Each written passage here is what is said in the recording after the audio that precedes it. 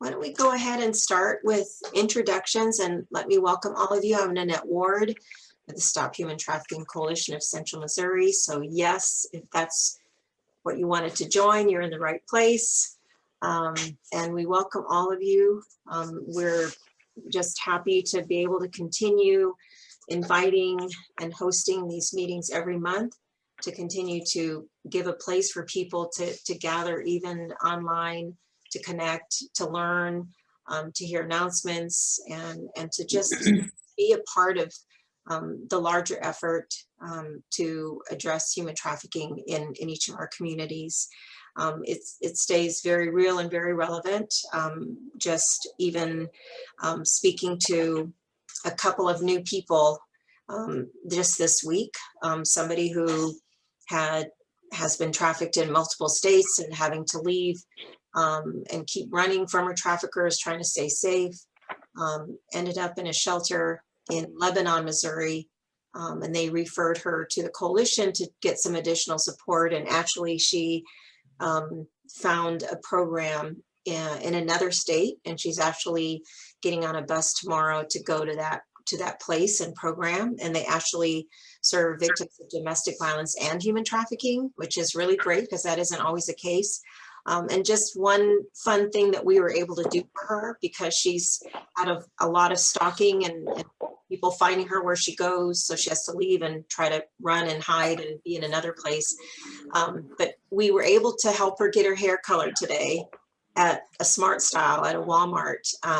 And that was just gave her a boost of confidence to feel like she's going into this new place, this new state with a new hair color, to feel a little bit safer because she was able to do that. And she sent me pictures, and just hear the change in her voice, just something that simple. And honestly, the hair folks decided to cover the cost. I asked them if they would give us a discount, and they were happy to do that. And then they decided to just cover the cost. And she spent 3 hours feeling special, feeling like she mattered. And that's what she said, you know, I had this special treatment. I just felt so special. And that small thing that would have been done with donated money, what a difference that made for someone in her situation. So I just wanted to share an example of how very real and relevant this is to all of us. And I know you know that, that's why you're here. I know that we have, let's see, Allison Phillips is going to give a little bit of update with the Missouri Attorney General's Human Trafficking Task Force, and also maybe Dan Nash will join us to share an update on the Highway Patrol. Tracy Bachlich was going to join. She's with the University Hospitals, Women's and Children's, and she might be able to share an update. We have Theta Person and Representative Mike Person who are going to join us if they're, yep, there they are. And so Mike, I know that you have some legislation that you're sponsoring, and we also have our guest speaker, so we'll plug you into that part, if that's okay, so you can give an update when we're talking about legislation. Linda, a new director of CATE, Coalition Against Trafficking and Exploitation, has joined us. I know, not mentioning everyone, but just touching on Calvin. Are you here? You're all the way in, I think, Washington. There you are, Calvin. I don't know, maybe you have some federal legislation update that you can share with us. That would be great. We have folks from Jeff City, Columbia. Let's see, we have, let's see, some board members. Any board members on with us today?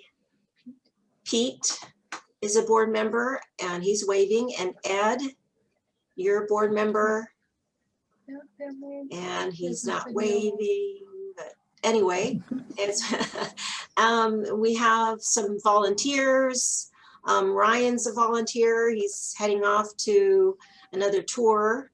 Ryan, you can wave. And then Hope Road, you brought one of your friends, Bo. Are you on? Did I see you, Bo? Yes, there's Bo.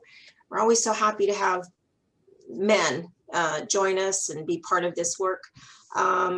We have Karen's a volunteer, Gina, and Rochelle. We have Marsha, I see you there as well. I know you've hosted survivors in your home. and Larry, you've brought your talent in sharing with survivors. We know that all of you here have contributed in some way. Carol with Turning Point. Marie, if you would wave in the pink sweatshirt, she is our intern for this semester. And this is new for us because she is going to be at home in Independence during her internship, but we have plenty for her to do even online. So welcome, Marie. Let's see, anyone else that would like to just give a shout out, what organization you're with, an announcement you might have. Oh, sorry, let's not forget, Stacy and Michelle are on, and we'll have you share a little bit more in just a second. But as far as others on the phone call with us, anybody want to just give a shout out as far as what organization you're part of, what professional field, anything that might just help us know who's joined this Zoom call? Hey, Nanette, this is Yes. Jessica. I am actually a victim advocate out of Fort Leonard Wood, Missouri on the military installation. And I'm also a board member for Kids Harbor, a child advocacy center in Osage Beach. Just popped on just to see what the latest trends are in mid-Missouri. And we know that the Super Bowl is coming up, but that always makes those advocates very nervous. So. Yes, and I appreciate you highlighting that. I know that, and I think you've been on before, so I recognize, yeah, thank you for joining us again. And that's the thing, people can pop in and join us anytime that they can, but certainly the Super Bowl is a time when the sale of human beings for the purposes of sex absolutely spikes. I always like to say also, though, that survivors like to remind us and make sure we remember that people are being sold every single day. But certainly anytime there's a larger gathering, which Super Bowl is one of the biggest, that's exactly what happens. But then to bring it home, we've had survivors right here in Columbia who were an MU student and talked about when we just had home games and the influx of people for our Mizzou home games also was a time where she was exploited because of the demand that happens just locally. So just kind of always keeping that in mind as well. But thanks for joining us. Anyone else? I know. Ferguson is joining. Okay. I'm here with Olivet Christian Church, and also I'm on the Faith Voices Committee, Immigration Justice Committee too, and there's some overlap there. So absolutely, I'm wanting to do some communication there as well. Larry, thank you. I didn't know that about you, so I'm glad you said something. Yes, you are more than just a musician and a storyteller, absolutely. And yes, there is a significant intersection with immigration issues. So please, if you have something that you want to bring to this meeting today or in the future, that would be great to have that a part of our discussion. Thank you. Nanette, this is Carol. Yes, Carol. I'm actually here for the United Methodist Women at Missouri United Methodist Church. Thank you. I used to volunteer at Turning Point, but they fired me when the pandemic started. So. Not too big a cut and pay, was it? Since you were you were volunteering, weren't you? Yeah. But I know your church and the church women's group, they have kind of held that issue up within the organization, hasn't it? Yes. Okay. Anyone else want to just bring to attention their work, their affiliation? I want to make sure, Rochelle, if you would wave. So people who were at Hope Road and have been paying attention to Facebook and been on Zoom, she has her not for sale t-shirts and also her bracelets. I don't know if you have any to show us, but those bracelets have both on one version, it's the toll-free hotline number, 888-373-7888 that we want to contribute and donate to survivors. And the other one says, you're going to read it, Rochelle.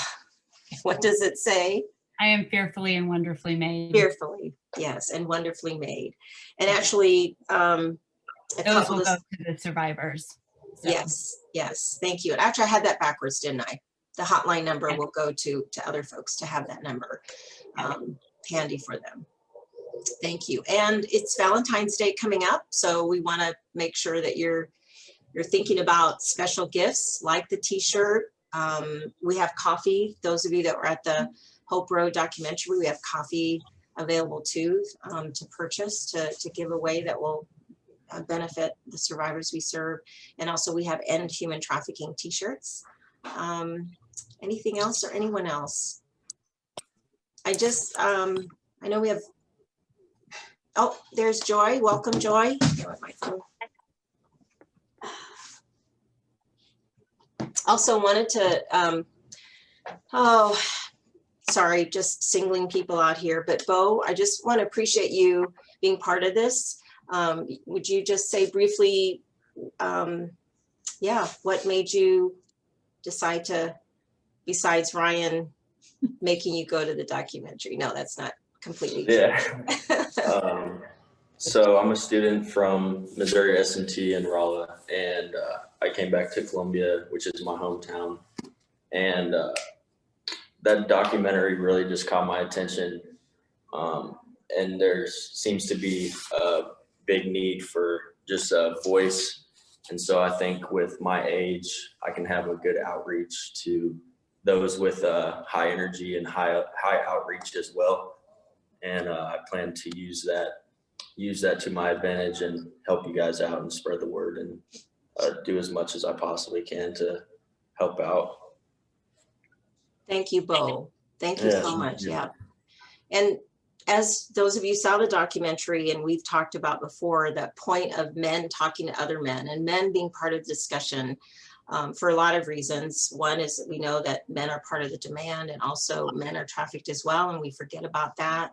But as Bo pointed out himself, his age and his peers and that whole age group being such an important group to engage in this and to realize where victimization happens in strip clubs and pornography and all those types of ways that often people don't think about. So thank you, Bo. I'm interested and hope that you'll share with us in some of those discussions that you have with your peers and how that goes, talking to them about this documentary you saw about child sex trafficking. I'm guessing you're one of the few 21-year-olds who can say they have sat and watched a documentary about child sex trafficking. So thank you.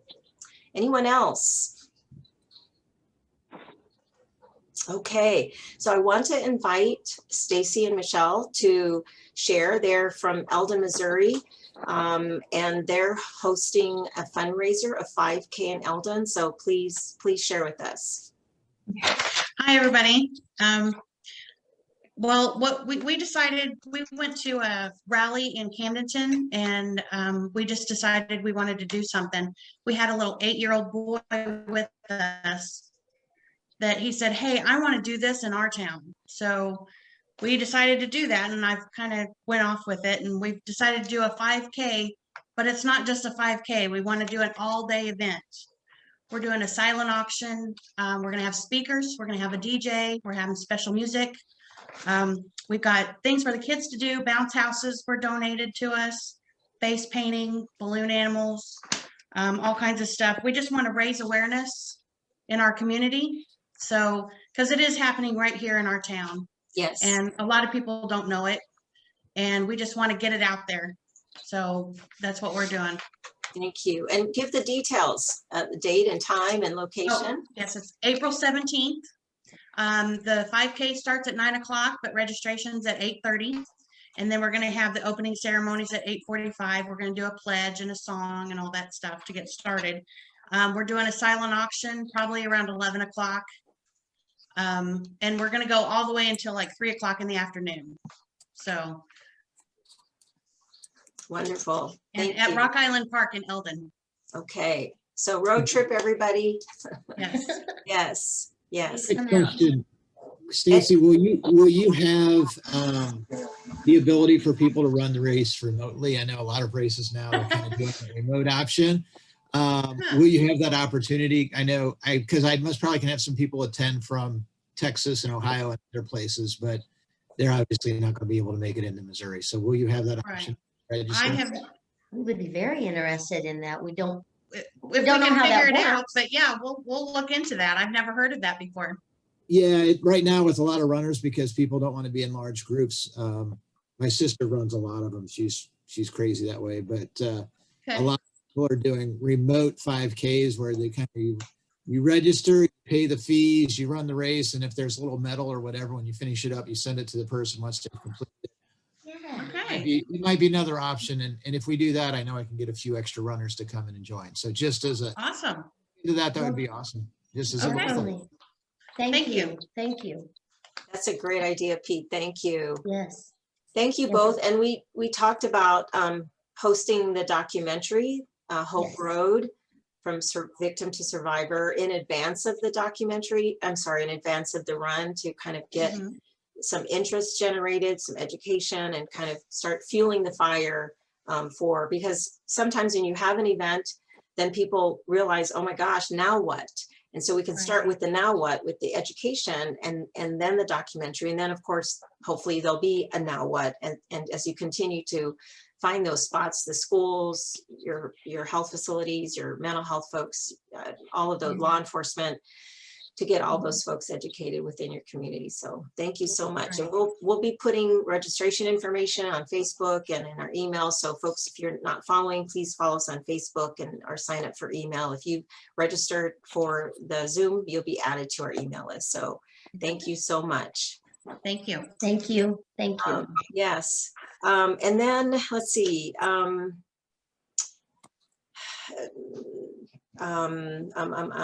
Allison, if you would share an update, you're director of the Attorney General's Anti-Human Trafficking Task Force. Welcome. Hi, thanks, Nanette. Can you all hear me okay? Yeah, okay, good. Well, I see Dan's not here, so I might just kind of do a little joint Sure. update That'd be great. for him as well. This week, he and I were at Cantera Resort down there at Osage Beach, and we did a 2-day training, the IPC program. So that's the Missouri State Highway Patrol's training for law enforcement. IPC stands for those of you who don't know, stands for Interdiction for the Protection of Children. It's an excellent training that teaches law enforcement how to identify children who are being or at high risk for sexual exploitation, including human trafficking, and also to identify sex offenders. And it's really an incredible program. Historically, when law enforcement, when they do like routine road stops, they're trained to look for drugs and for guns and, do, background checks and things like that. But what this training does is it encourages them to expand their vision and look at who are the people that are in the vehicle with them and pay attention to any indicators they might see that someone might be in trouble. And they're really having incredible success.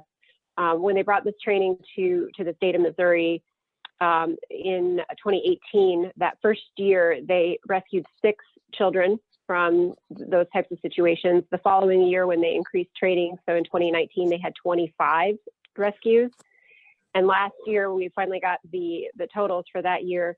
They had 47, which is really, really incredible, including 133 arrests just in 2020. So this is a really impressive program. It's the reason why from the Attorney General's office perspective, we were getting behind it and supporting it. We want to see more of that kind of momentum. The other thing that happened at that 2-day training, we had over 80 officers attend the training this time. It was really great.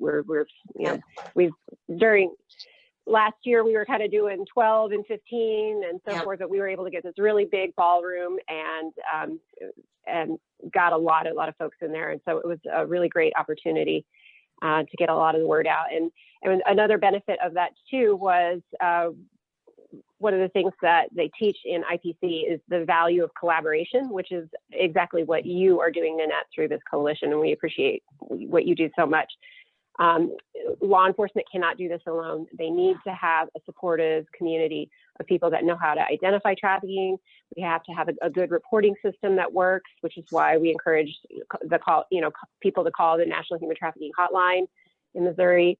We need to have that victim service piece come around, because if they're law enforcement, if they rescue a 15-year-old girl in a car, she's in a bad situation, they have to have the service piece there. And that's where networks like yours across the state of Missouri are so valuable and so important and so needed, because what are they, if they don't have that, what good is it? And same thing with like the anti-trafficking operations that they run around the state, like the one that we had in Oak Grove back in October. You might as well not even do that at all if you do not have that victim service piece there. So we're just seeing increasing interest in collaboration. Some of the additional benefits are these different agencies that are joining our task force are starting to share intelligence, which was something that was not happening before. And so certain cases and things like that were falling between the cracks, and I'm really pleased to say that we're catching a lot more now. It's making a big difference. Another thing, I've spoken at previous meetings that we're really pleased with is our HOPE initiative. I won't take too much time to explain it on this meeting, but I encourage you to Google it. It's our task force's strategy across the state to address the problem of illicit massage businesses. It's a three-pronged approach, basically meant to dismantle the illicit massage business model, so to speak. These businesses are largely operated by international large criminal networks, and they take advantage of different agencies not talking to each other. They rent and they count on landlords not doing the background check. They count on the public not knowing what to look for and just driving by and not reporting it. That's how else can you explain how basically a brothel can operate in plain sight in front, here in the United States. We have them all over the state. So we have public education as part of this. We have landlord education. The first phase of this was our office sent out letters to landlords of almost 100 businesses across the state, informing them of the illegal activity occurring on their property. And I'm really pleased to say that we started this in October, so less than 4 months, we have successfully shut down about 40% of the illicit massage businesses in our state. And so for those of you who are unfamiliar with this, that's unprecedented success across the country. For law enforcement using traditional methods of surveillance, investigation, and so forth, they could spend years just trying to shut down one. So for us to, in 4 months, be able to shut down 40% is really attention getting. And the way that we're keeping them shut down is we have created a database that the licensing agencies are using. And so, for example, our health inspector that issues the licenses for the therapists and the businesses uses that database. And this, a couple of months ago, when it was renewal season, they denied over 200 applications for renewals. So a lot of the businesses, if they try to pop back up, they're doing so unlicensed, and it gives us another tool to shut them down, and we're having a lot of success with it. So this is really, really exciting. We're also at the same time, we're getting ready to file some lawsuits against the businesses who have not complied with our landlord letters and building criminal cases. So combined with those three approaches of evictions, lawsuits, and criminal cases, we believe we're going to have a lot of success in flushing these out of our state.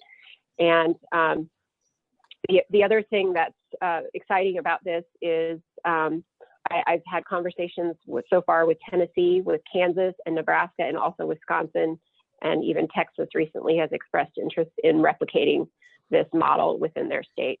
So I hope to do more than just flush them out of Missouri. I hope to create something that others will want to replicate. The last thing I guess I'll bring up, because I don't want to take too much more time, is one of my big goals for this year is to really make more progress with engaging hospitals. And one of the things I see as director of the task force, my job is to look at the state as a whole, is Yes. that I believe we're really missing the boat. we have one hospital in Kansas City, Children's Mercy Hospital, and they started a program in 2015 to train all their workers to identify trafficking victims. They created a validated screening tool and have a really good reporting protocol in place for their hospital. As a result, they moved from identifying 2 victims who were child sex trafficking victims in 2016 to the last 2 years, they have identified approximately 60. So that's the power of training. And I'll tell you, all of the tips that come to the National Human Trafficking Hotline for our state, I don't get any for any other hospitals. I got one for Truman recently. And so if you extrapolate 60 for one hospital to across hundreds of hospitals across the state, we're talking about hundreds, potentially into the thousands of victims that are passing through the doors of our healthcare facilities in the state of Missouri, and we are missing it. And I think if we had hospitals trained, engaged, reporting, I think we can make a really, really big difference. And so I guess what I want to leave here, and I'm sorry I can't say for the whole meeting, but I'll put my contact information on this bottom, is if you have any contacts within hospitals that could invite me or others that offer really good training in, I really would welcome that. And I think it's the foundation for how we start to shift. So Allison, stay with us for a minute, because I want to, Sure. let's follow up at Tracy Bachledge. So remind me to follow up with you, because I know Dan's not on, but they were going to meet, but like last summer, and then it got canceled or postponed and they haven't reconnected. But Tracy, that I mentioned, she led the team to do, it was a human trafficking team for the University Hospital System. And that is the piece that's missing, and that's the reporting piece. So just to share briefly, because I know she's not on, they created like a training that they were doing in person, and now they created a web-based training for the clinics. She said, we're going to push forward until we get clinic managers and physician directors approval. They reviewed their current process, policy, and education on the patient side to ensure that it's current. So they have been educating for a couple years now, or at least I have to stop and look to see. But there is that reporting piece. So I know that Dan was going to talk to her, but maybe let me connect the two of you, because they have done this great educational strategy for the last couple of years, developing the in-person, the PowerPoint, and now the web-based. And so we've got to get that piece. And I know that with the support and the guidance and the expertise from Children's Mercy, I think that would be an easy fit for them to do next. So, and the other piece to what Allison was saying is that with the illicit massage businesses, let's remember there's a demand, so we want to get those illicit business out of there, but remember it's our community members who are creating the demand for these businesses to open and stay open and reopen and go somewhere else and open again. And then also the victim side. So just an update to you too, Allison, but there is an interest in Columbia, and I know Lorelei and Jana aren't on the Zoom call, but you've met them before. They formed a not-for-profit called Just Desserts, and it's specifically to provide training and educational opportunities for survivors of human trafficking for such as different skills and classes. And they actually started with a cake decorating class, but they're really thinking sort of bigger and beyond that. Some skills that would be employment related, but they started, small. I can't think of his name. The gentleman, Allison, we've been doing the informal networking with the massage parlor workers. Brent, yeah. Brent, I sadly couldn't think of his name, but he approached a church here locally about possibly funding, educating any of the workers who maybe want to get trained to do legal massage services.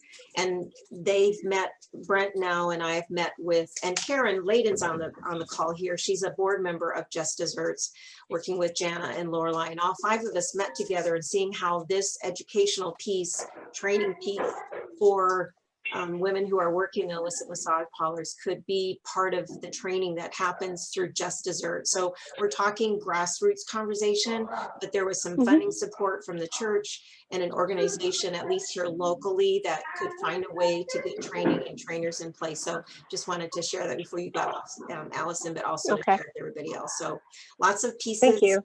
lots of moving parts. Okay. And Yeah.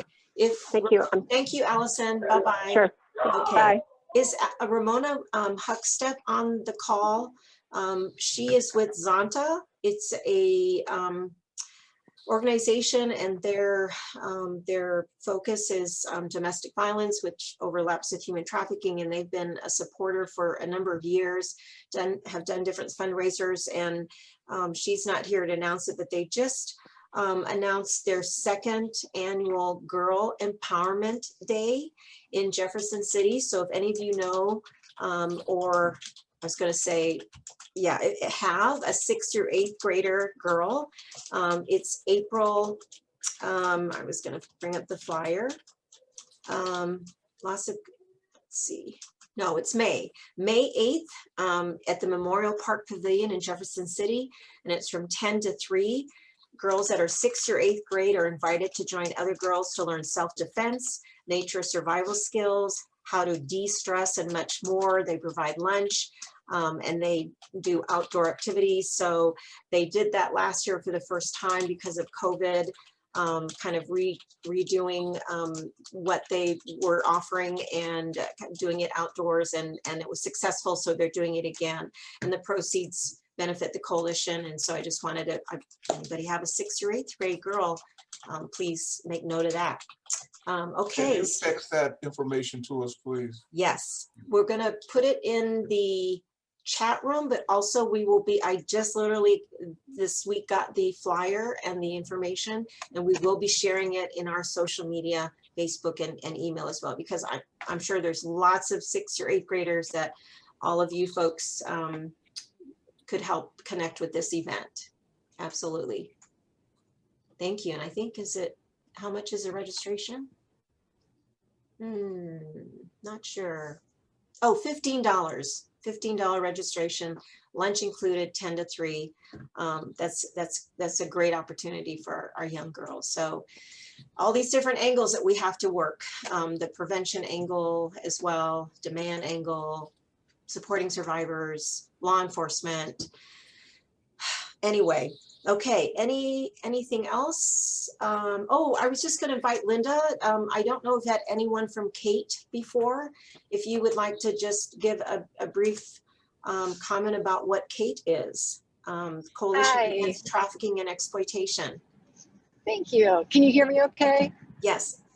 Okay, great. I'm actually driving in my car. I was down at Joplin earlier today for the Rice Coalition meeting. So I won't talk all that long. But so Kate is based out of St. Louis. It's a coalition that has grown to encompass the state. And our hope is to be a great provider for service agencies of technical assistance, training, connecting those to different trainings that are needed in the different communities, but also looking at just different needs. The group I was talking today with, there's lots of conversation about temporary place or having an emergency placement or a shelter. But there's lots of volunteers that are spending their time on the coalition down there that don't have a full-time job to focus on working with victims of trafficking. So the hope is that over time that we will be able to support the state as a whole within the coalition. And I'm sorry, I'm not focusing all that well, but of really being able to bring the different collaborations across the different pockets of the state together when appropriate, and hopefully be also a good connector if somebody's looking for a service in a specific county, that will have connections there and can really bring the whole state together. So that's what we're going to be working towards. It's going to take a while, but I look forward just first of all getting out, meeting with folks, and learning how we can be supportive to them. And Kate has been around for a while. I just began as the manager about 2 months ago, but Kate's been around for several years in the city, and there's many folks that have been members within the coalition. So, so again, thank you, and I apologize for being so scattered with my driving and That's okay. It was asking a lot of you talking at the since same you, time. I put you on the spot and you're driving. So thank you, Linda. But I did want to, and you're welcome back again, and we can continue to talk to folks about Kate. And I appreciate you joining our meeting because you're right, Thank this you. networking across the state, knowing who's who's doing what all across our state and outside of our state. Just like I said, we have finding resources outside of our state all the time, as well as within our state. So thank you. Yeah, thank you. So Larry, I guess, is there anything, I just put you on the spot, but we talked about your involvement with immigration reform and the justice issues, social justice issues related to that. If there's anything you wanted to share with the work that you're doing, the involvement you have.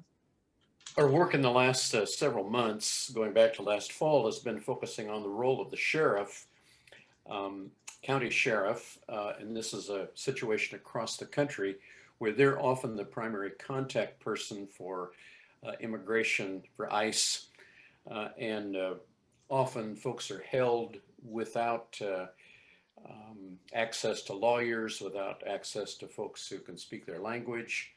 And these folks are detained months, if not longer, until they can get properly processed. And so we've been trying to evaluate the legality of that and help inform people of the role the sheriff does play. Some states, for example, Florida has really improved their situation, so the sheriffs are doing a credible and legal job. We've had some difficulty in our own county in communication with that. So that's kind of been our focus right now. But we also do accompaniment to help folks who are in process, trying to get to work permits or to be in the citizenship line. We also try to help with connecting with social services. And in some cases, we are offering sanctuary, and we find churches or other organizations that will give sanctuary to folks who are caught again, they've immigrated but may not be documented, or the documentation process has been messed up, and we've not had a cooperative federal administration in that regard. So we've had lots of people just caught in the middle, and so that's where we're kind of working there. And we again work in network with other groups across the country and locally, particularly when it comes to support in social services. Okay, thank you. I guess one last thing is just those of you who did see Hope Road, sharing a few comments of what you took away from having been there. It was a very powerful documentary. I know, Bo, you shared a little bit. If there's anything else, and anyone else here for just a couple minutes, any takeaway from your experience being there to watch the documentary?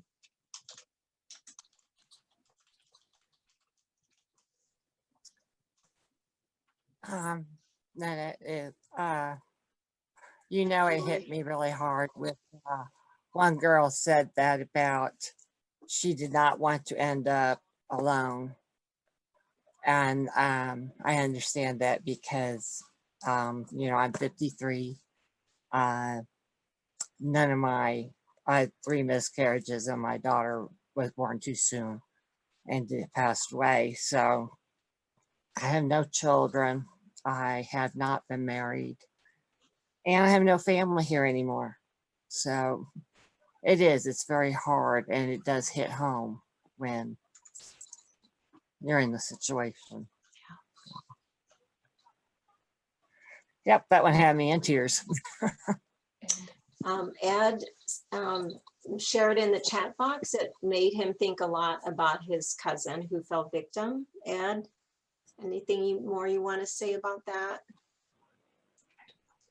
I don't know if you're not able to share, but I know Ed has shared in the past in a community meeting, and I think it would be really helpful for him to share again we're actually going to capture him in a video interview. If I can. Oh, he doesn't have a mic, so if it's okay. His cousin was had committed suicide, but they did not know she was a victim of trafficking until they read the notes that she left behind, that she had in fact been trafficked. She was in her 20s. Maybe he'll pop up exactly how old she was, but had a life too short, to say the least. But that Ed is in law enforcement, and he has shared how in all those years of law enforcement, he had not ever had a case of human trafficking reported to him. And, you know, the years that we haven't done training for law enforcement, but then to have in Mexico, which is where he's with the Audrain Sheriff's Department, to have this happen so close to home within his family was quite an experience, and definitely has made a difference in him getting involved and the importance of being a part of this work. And I know I'm speaking a little bit for you, Ed, but I hope I capture a little bit, and hopefully you'll be able to share. If I may, Ed, I have a picture of her on my phone. If you would want to let me know, it's okay to share it, but she was a young gal in her 20s, beautiful, and was in school and had dreams and goals. So any other comments about Hope Road? Oh, she said absolutely. So I will share, so you can put a face to her. I got it.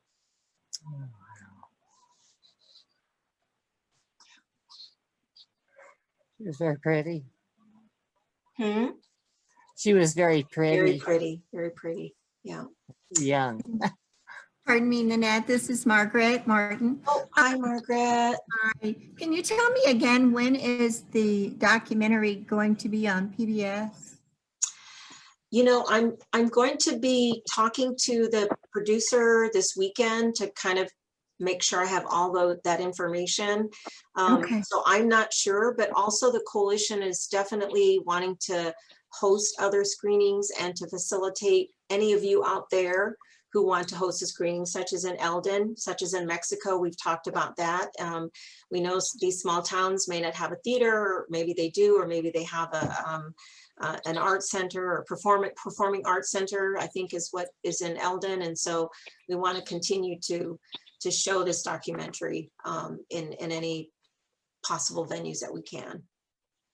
Any other takeaways from the documentary?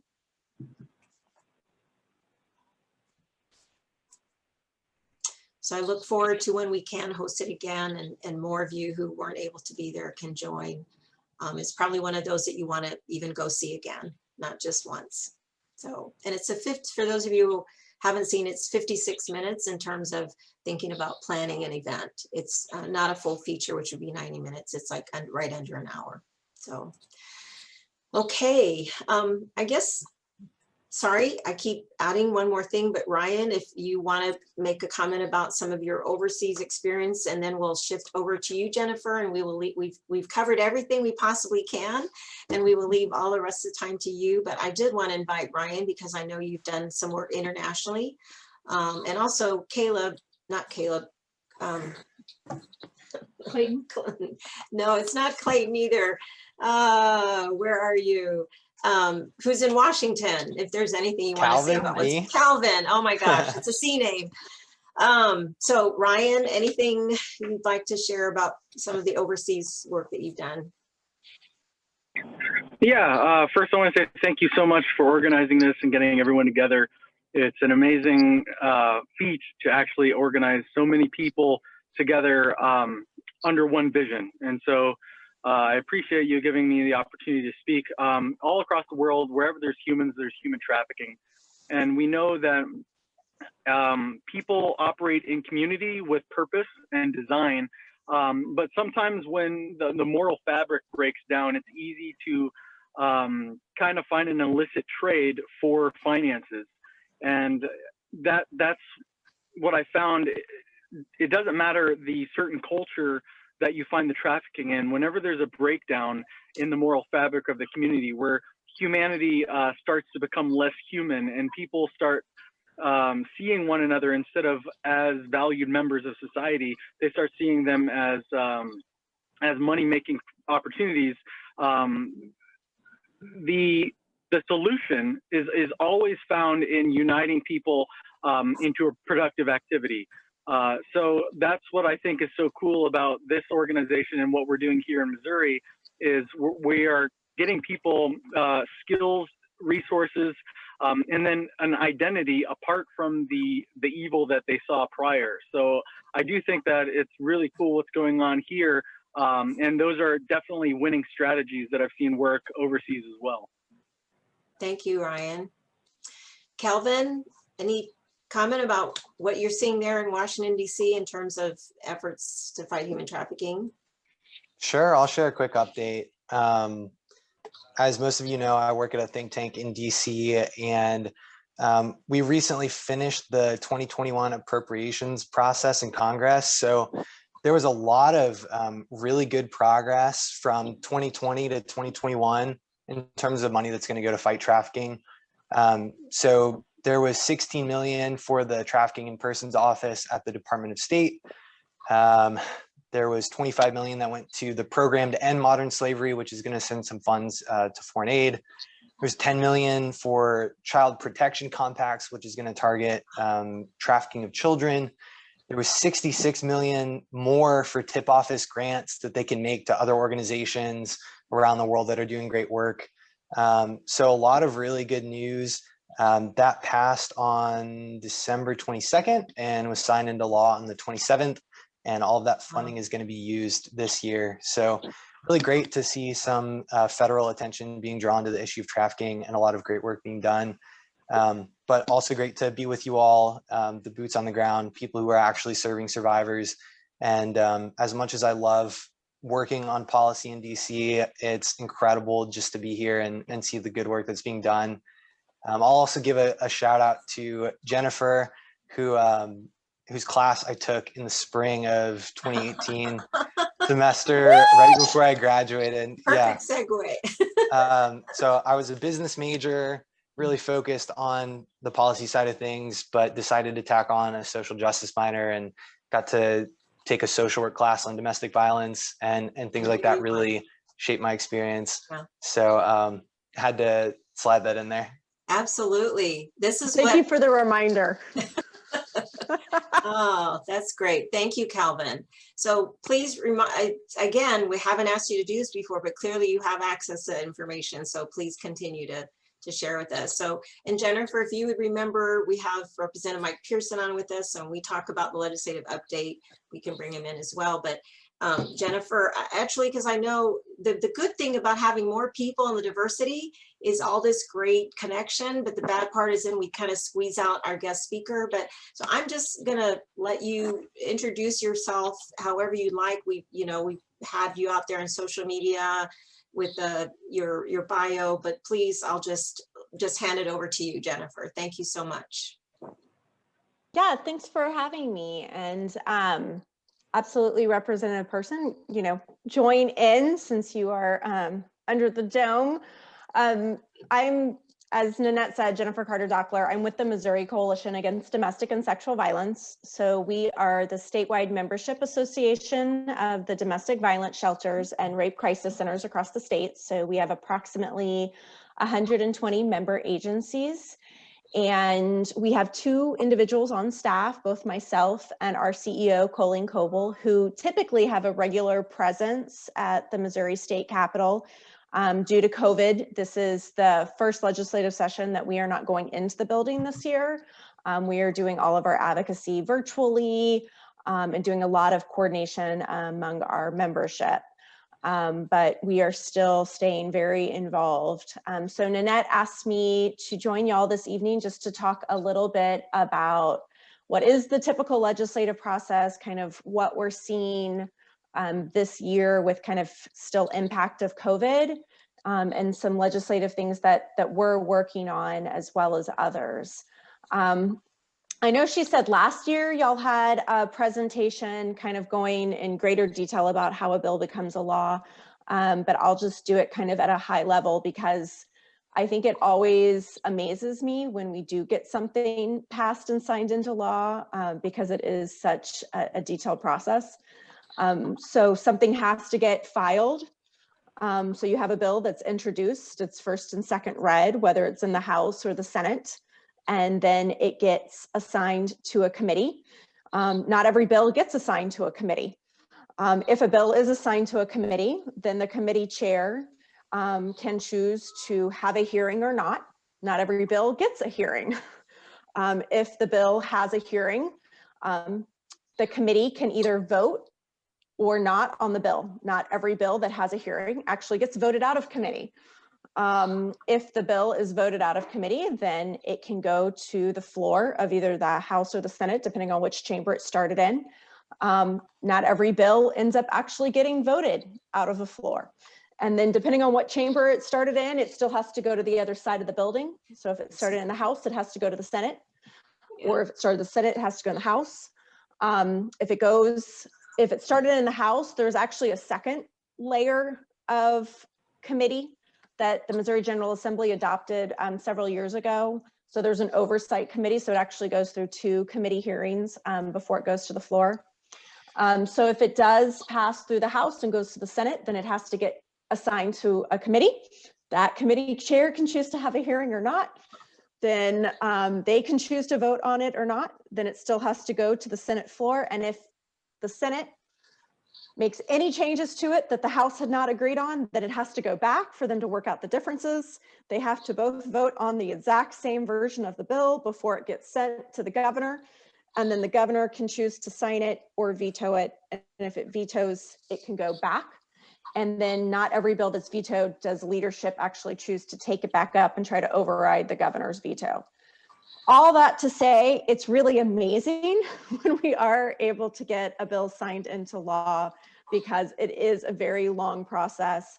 And yeah, so this year I will tell you with COVID, so a little bit of a recap for 2020 is we were able to meet, sessions started normally, and then everything sort of shut down right around legislative session.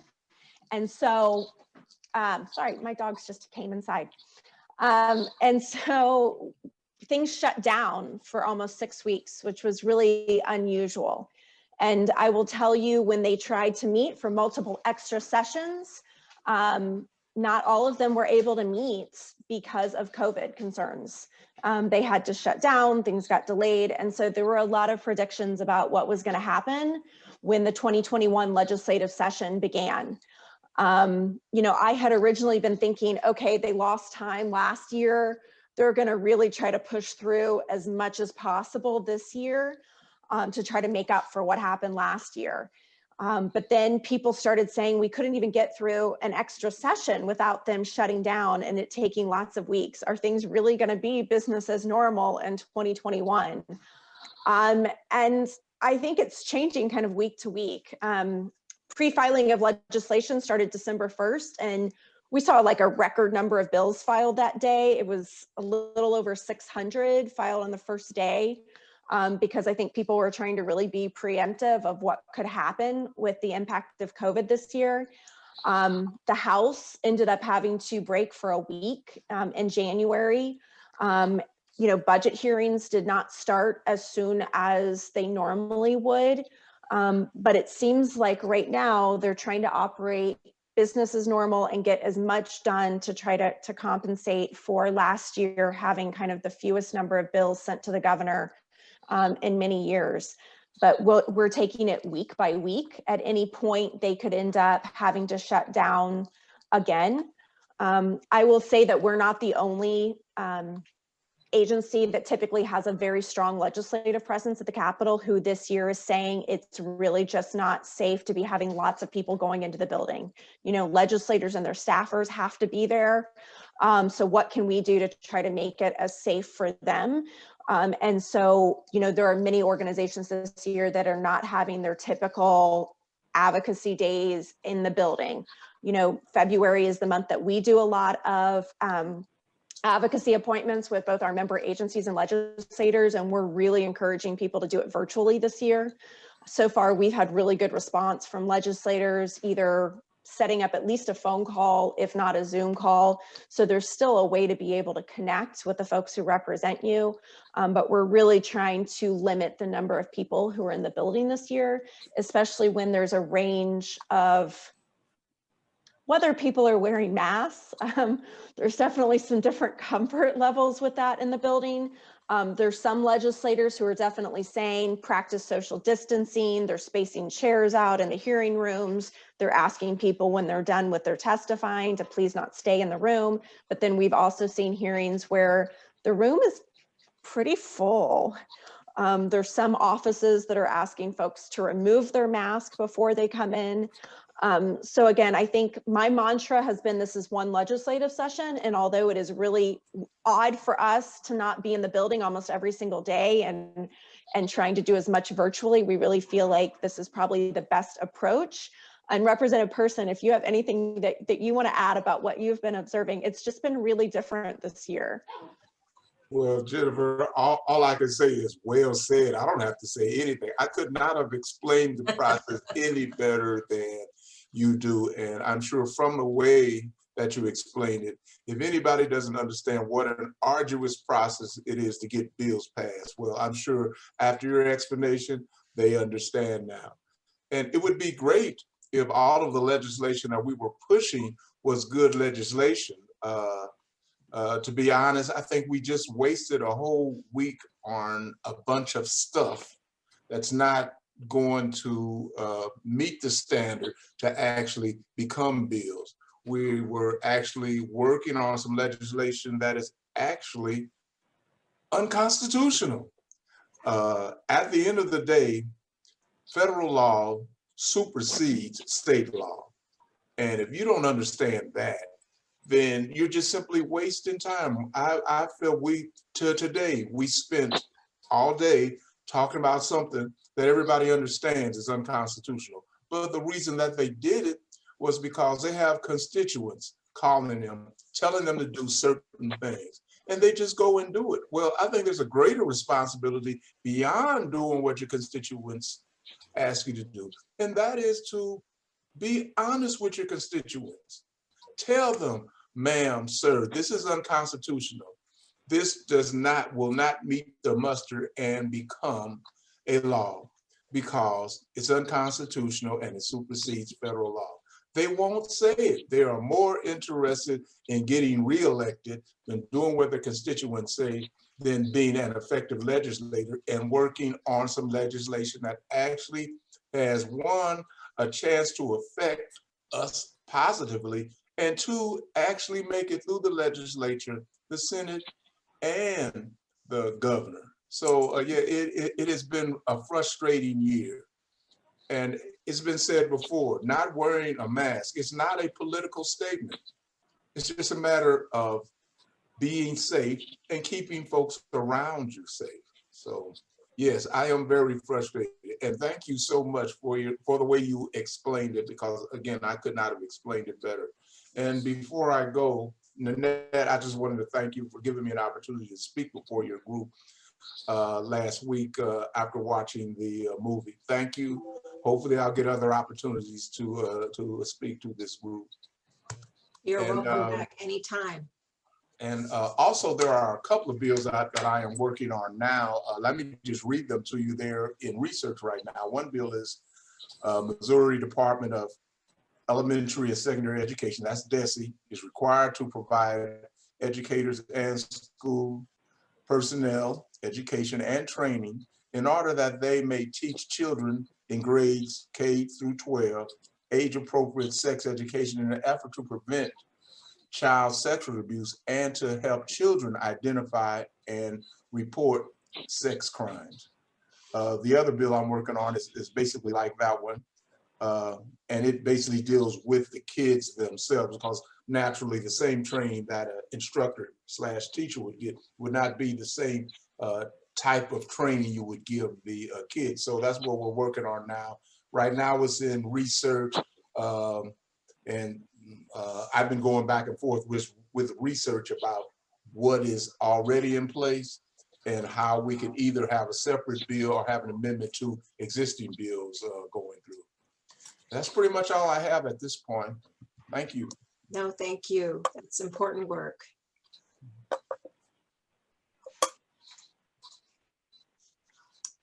Jennifer, you have more? Yeah, so again, things are just a little bit different this year. There's ways for people to submit written testimony. The House has approved the ability to do remote hearings, but it's up to the chair. And so far, I have yet to observe a hearing where somebody has been able to really remote in this year.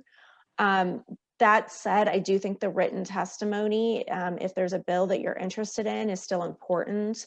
There is a way that you have to sign your witness testimony form to be able to still say that you swear that everything you're telling is the truth. They have a link off where all the hearings are posted, but I will say the way that's done, you can't upload an attachment. On the Senate side, you're able to register and then you can upload all of your attachments. So for the House side, I've basically been writing written testimony and contacting the committee chair and then the sponsor of the bill and providing them our written testimony. It's really varied on the hearing, whether or not people are bringing up the written testimony that was provided, but there definitely seems to be a lot of support and understanding for, if people aren't coming in to testify in person, how to be able to provide that written testimony. We're keeping it very short. That's what's been requested, at least in some committee hearings, is no more than 5 pages. We've been focusing really on 1 page in our highlight and then really making our cell phone numbers prominent. So if people have questions, please contact us. We've been doing follow-up with legislators individually. So there's still a way that folks can be connected, although it's just a little different this legislative session. We're also doing more on our social media. We're actually going to be launching a campaign next week on Twitter just to educate, the services that are being provided by domestic and sexual violence agencies and how they continue to respond even among the pandemic. Because this is a year where we have, because of the 2020 elections, about 1/3 of the folks in the House are new. So there's a lot of just foundation work that we have to do, not even necessarily talking about priority legislation, but just what is it that your agency does? What is the impact in the community? How many individuals did you provide services to last year? What trends did you see? Laying some of that groundwork for newly elected officials is really, really important for us to then build and talk about our legislative priorities. And so that's some of the things that we're going to be working on, and I know a number of other agencies are working similarly. If you're ever interested in seeing specifically what our legislative priorities are, we do post on our social media, both our Facebook and our Twitter. And so if you're not following us, please do. And then I'm going to put in the chat, during the legislative session, we put out a legislative update at the end of every single month. Now, I will tell you that is not all of the bills that we are following. We follow more than what we are including. But based on what we've heard from membership, what has had hearings scheduled, what we anticipate moving, plus trying to make it a digestible list. Like sometimes we can be tracking a whole lot of bills, and so we're trying to keep it a smaller list.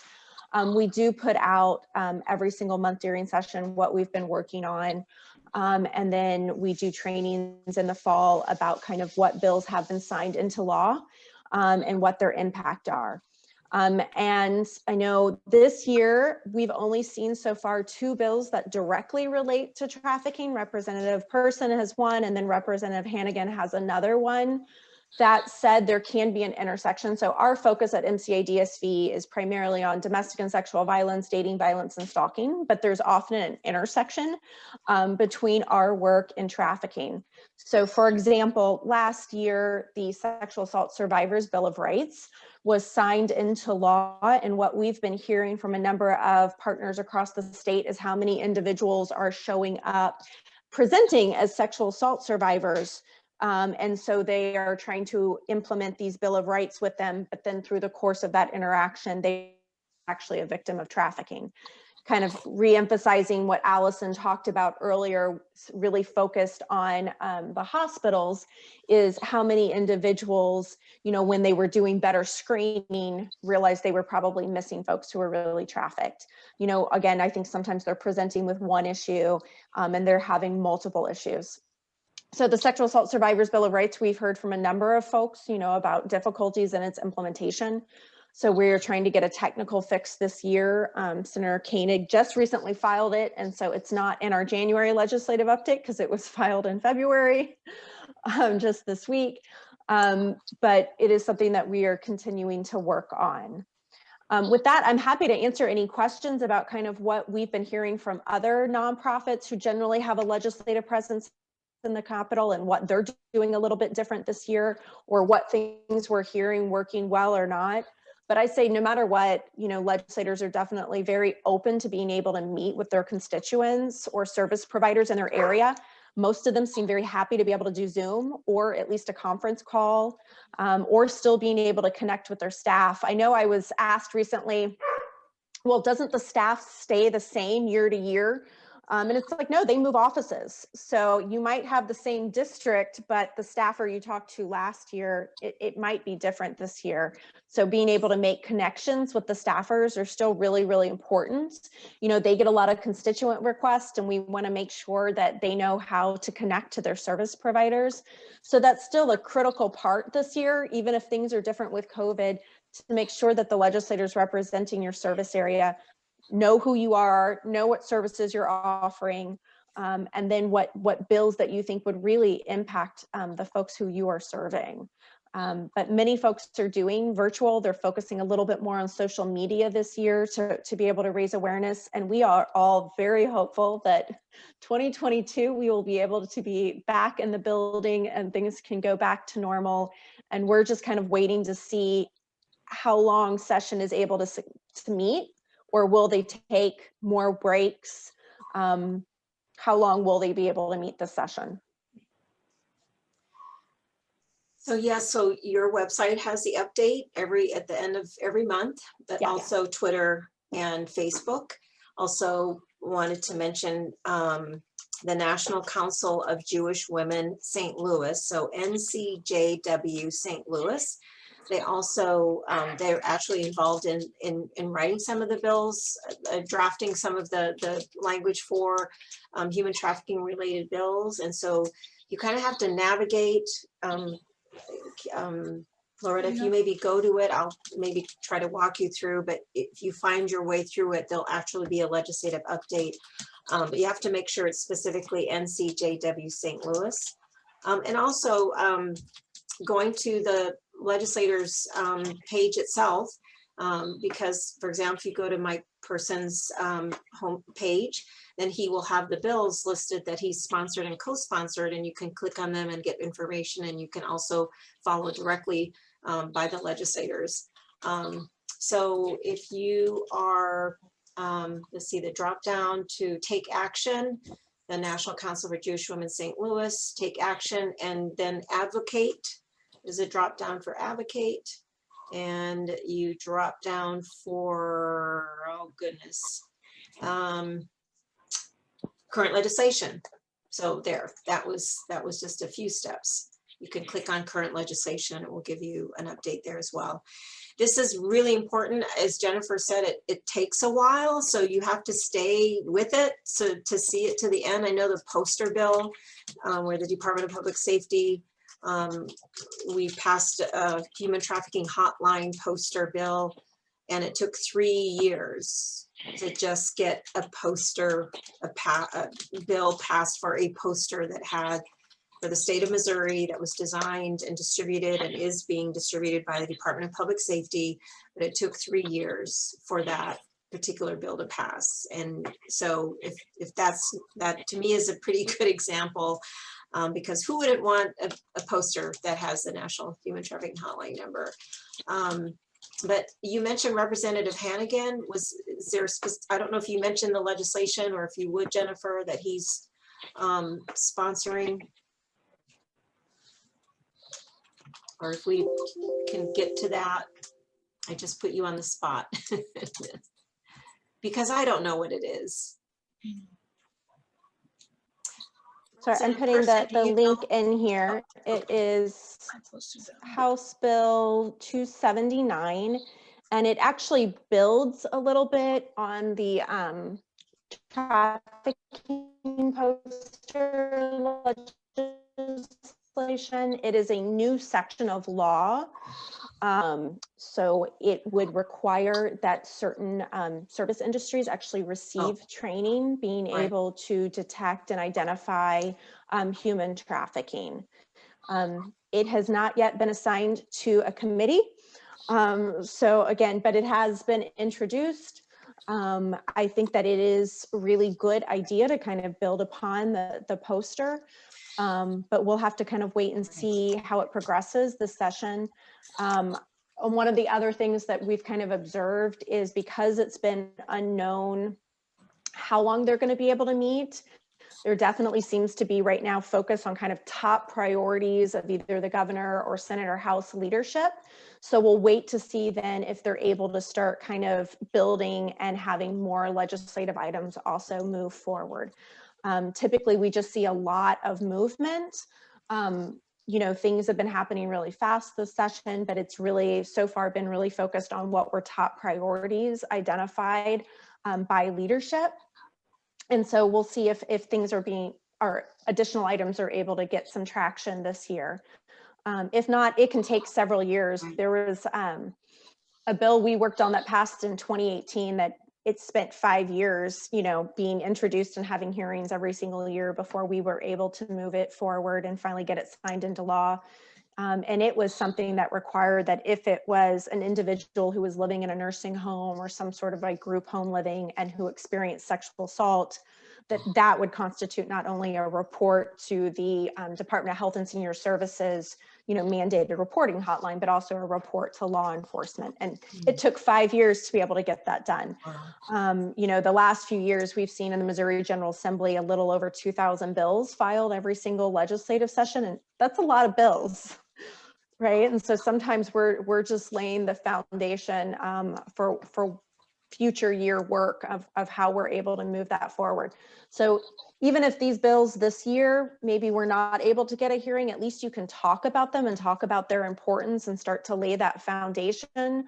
And again, when it is a year that's a little bit more normal, typically we would see a broader range of legislative priorities being addressed. And absolutely, there's years where there's been large focus on human trafficking and what can be done to address that. I do believe, and I know Allison's no longer with us, but I do believe at some point there's going to be some legislative items coming from the Attorney General's Human Trafficking Task Force.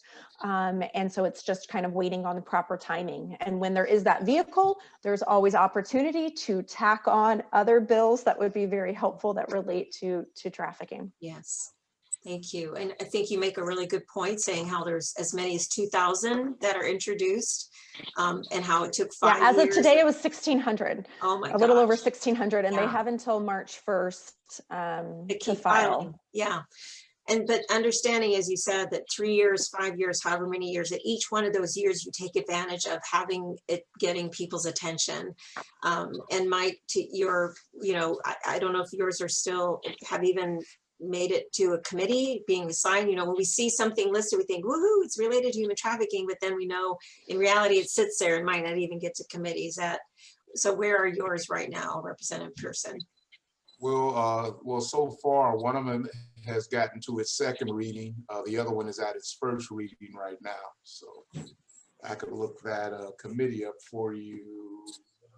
That may take a moment, but yeah, they are moving That's good that they're moving. And also, when you talked about the education of child sexual abuse of students in the schools, I mean, I know you all know this, but I feel like I need to say it out loud because that connecting that dot, that sex trafficking of children is a form of child sexual abuse.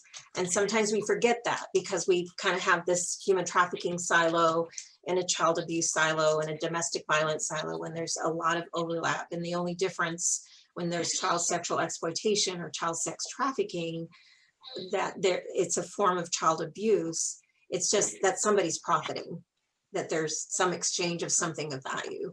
But otherwise, you know, it is one form of child sexual abuse. So that can be, you know, included in understanding that we might have that opportunity at some point to bring that education to include sex trafficking. Absolutely, So, and yeah. kids definitely need that. As a matter of fact, it may come off as vanilla, like nothing's going on, and kid just thinks that they're just playing on their computer, you know. But it may start off as play, but before they know it, they are actually being manipulated by a person who's staging themselves as a kid, but they're actually an adult trying to meet with them. Yes. And it kind of hit home because I believe my daughter was maybe about 6 years old, and she just thought she was just playing. And I was telling her, no, that's nothing to play with. And I'm just glad I just happened to have the conversation with her. So yeah, it's something that can come off innocuous, especially to a child that doesn't know.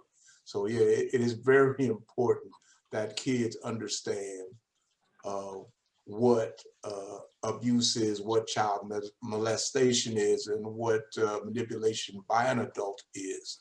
So, And that whole grooming process, that very significant part that happens, that if we don't talk about that, all these things that seem really nice before they get you really is part of the strategy. And I think, you know, our children can understand that. You know, say, I've got candy over here, or I've got, you know, that they can understand that that's a piece of of the bad stuff that's actually happening.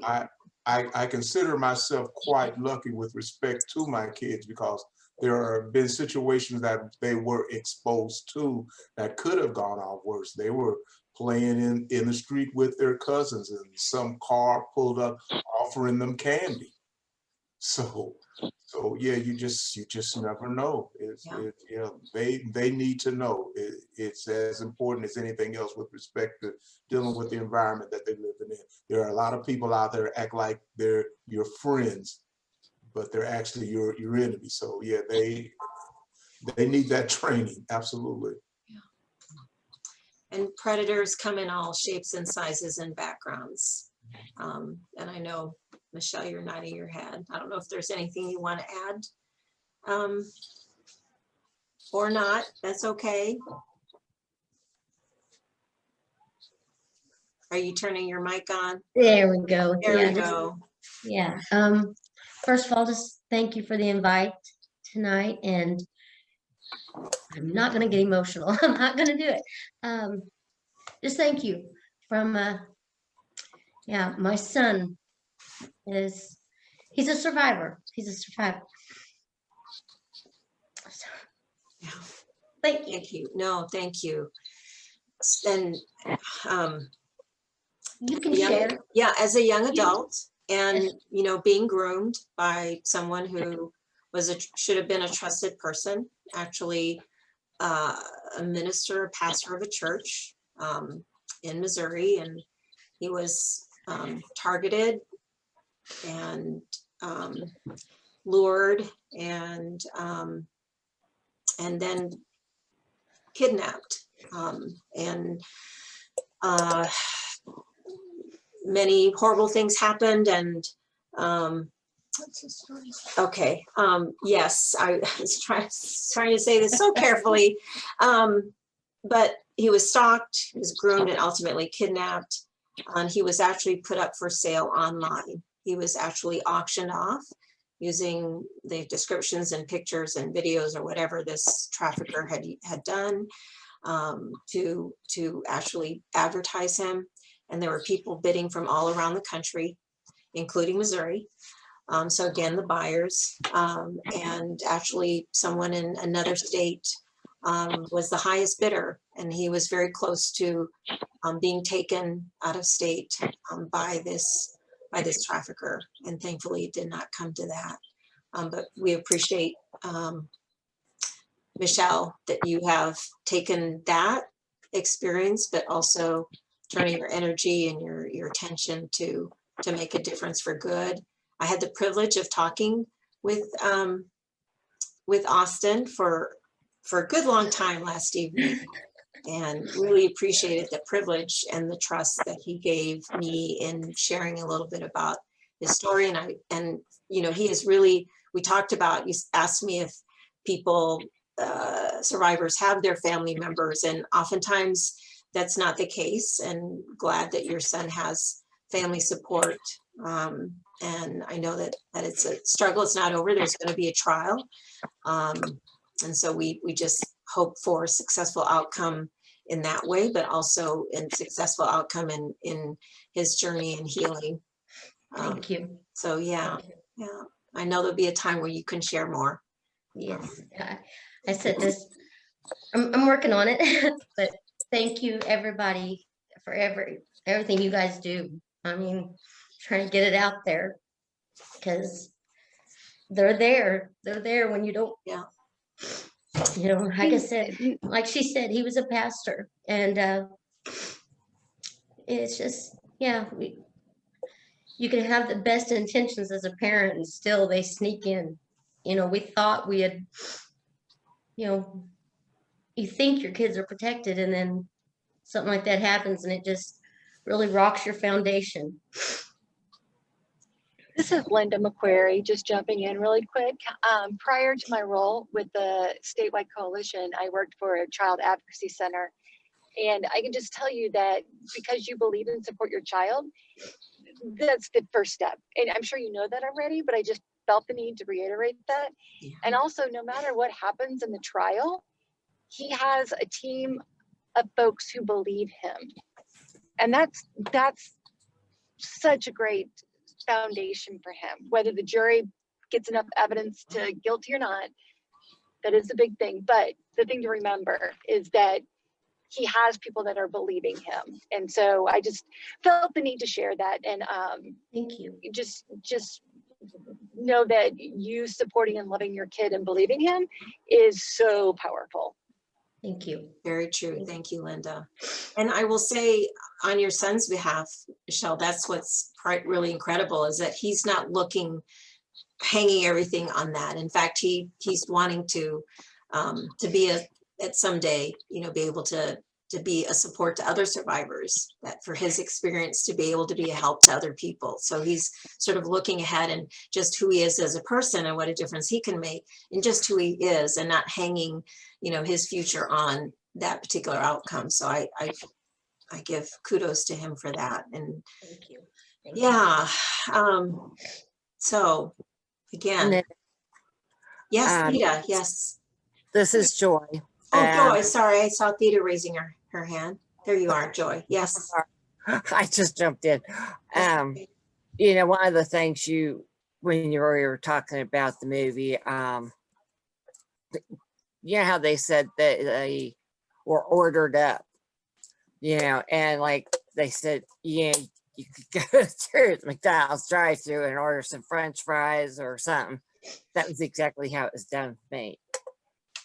Since there was not computers back then, they would literally call up and order me, or they would be auctioning me and stuff.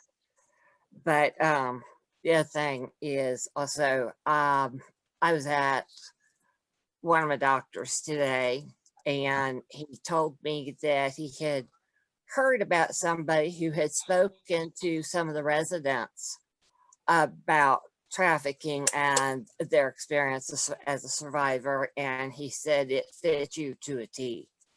He said, I'm pretty sure that they were talking about you. And so we are getting through, our talks get through. Yes. And any time to any of the different agencies, anybody ever wants somebody to come in and talk, it does not have to be a big meeting. I'm more than willing to do it despite the COVID. I've already had it anyway. And saying these other survivors, as she was talking about her son, I am a lot older, but I'm always there for a survivor to talk to. Sometimes just talking to another survivor helps. Thank you. Thank you. Thank you. And we were talking about hospitals, and actually, Joy, you were at one of the presentations that we did at Women's and Children's Hospital sharing your story. So definitely make a difference when we've been able to do that, and still able to do that, just participating on Zoom. And Michelle, I didn't mention that the trafficker actually bought a car and also a new phone. So talk about, grooming to the nth degree. A car and a new phone was part of his strategy and in gaining the trust and the affection and the, I guess, loyalty. So, and Theta, yes, Theta, yeah. I just wanted to encourage the mother that shared, because I'm the mother of Christian Ferguson, and there's a lot that I can't say because the father has been arrested in my situation. But so many things that you said just kind of resonated with me, because a lot of times you have people perpetrating as ministers, and just people in positions just abusing their power.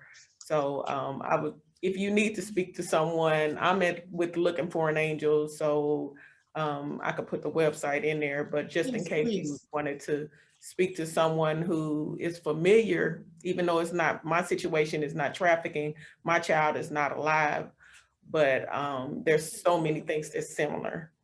So I just wanted you to be encouraged. Thank you. Thank you.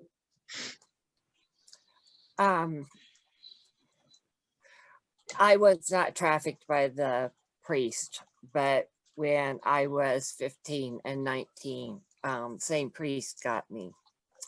And second time, it was very dangerous. I was starting to carry a knife. I learned a knife fight, and I was carrying a knife. Well, I couldn't bring myself to do, I couldn't kill him. Even though it could save me, I couldn't do it. And he got the knife away from me, and he cut me up pretty good.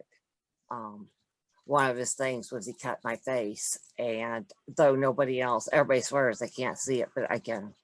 Just like he said, every time I look in the mirror, I remember him. So as somebody who went through that, I mean, it's not trafficking, and that's actually when I got pregnant with my first child. So, and I missed it. Thank you. Thank you for sharing that. Thank you. And Loretta's been busy making sure we're filling up your chat box with all the different contacts. So be sure that you take a look and cut and paste anything you need to save it. Yes. I think we might try to save some of it and send it. There's awful lot shared today. We might do a special email to send you all the information and bills and links and resources and organizations. Just appreciate the community that we build every month.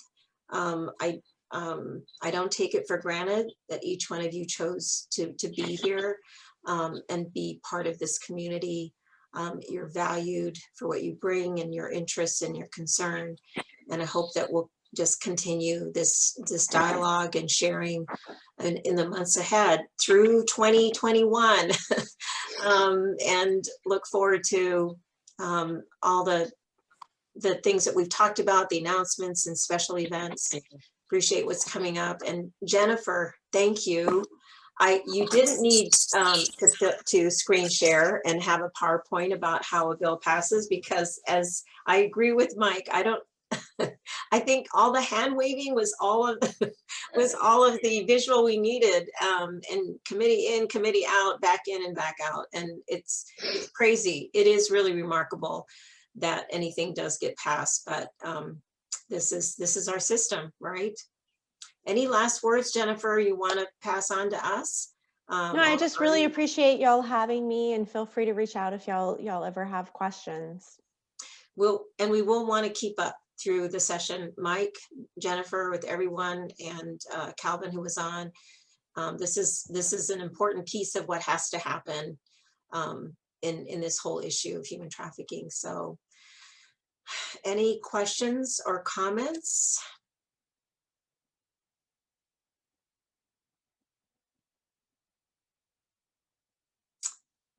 Thank you, everyone. Very enriching, very enlightening. Thank you, everyone, from sharing from your personal perspectives and your professional perspectives, from your lived experience. Thank you for all your contributions and making a difference in this particular hour and a half in our lives. Have a good evening, everyone, and stay in touch with us in social media and stay connected to each other. Be safe. Thank you.